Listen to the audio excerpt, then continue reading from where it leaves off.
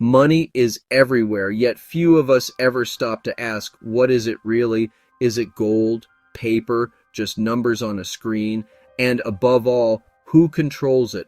How did our systems of money come to shape who wins and loses, who rules and who follows? And where is it all headed? In a world of digital currencies, inflation shocks, and debates over a cashless future. Welcome to Money from Nothing. In 6 episodes, we'll uncover the stories and the secrets behind the money in your pocket and the power behind the scenes. First, we'll answer the fundamental question: what is money and why does it matter? Next, we'll explore the origins of central banking and the original battle over who should control America's finances. Then, we'll follow the dramatic creation of the Federal Reserve and the decades of promise and crisis it brought. Up front, we need to make sure you understand that the Federal Reserve, the Fed, is not a part of or a branch of the federal government. It is a separate corporation owned by large banks and wealthy families. More on this later. After that, we'll see how central banks' power to create money from thin air has sparked both prosperity and disaster. We'll reveal how today's central banks reach into the lives of billions and why there's more at stake than ever before. Finally, we'll look ahead. Are we on the edge of a revolution or the next big money crisis? Let's start at the beginning with one deceptively simple question. What is money? Where did it come from? Why do we trust it? And who decides what counts as money in the first place? In this episode, we go back to basics, tracing money's origins from ancient barter to coins and bills to the invisible digital world we live in today. Because to understand the power and peril of our financial system, we need to understand how something as simple as money became the most powerful force in society. Imagine a world without money. Everything you want, you have to trade. Fish for fruit, shoes for chickens. But what if the person you need shoes from doesn't want your chicken?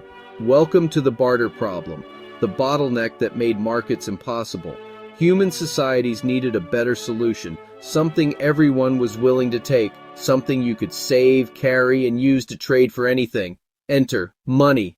Over centuries, money has taken thousands of forms: shells, salt, stones as big as refrigerators, shimmering metals, stamped coins, paper bills, today, even numbers on a phone. But physical money isn't the real point. What all money has in common is something deeper: trust. Quick montage.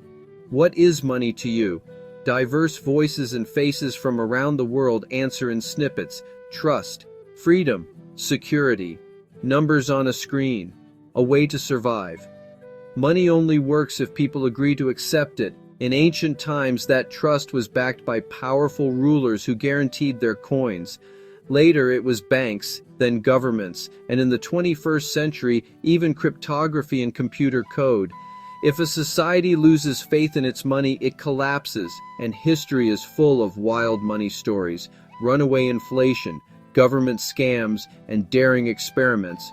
Who decides what counts as money? In some societies, it was the local king or priest who stamped their mark. Elsewhere, it was powerful merchants or banks.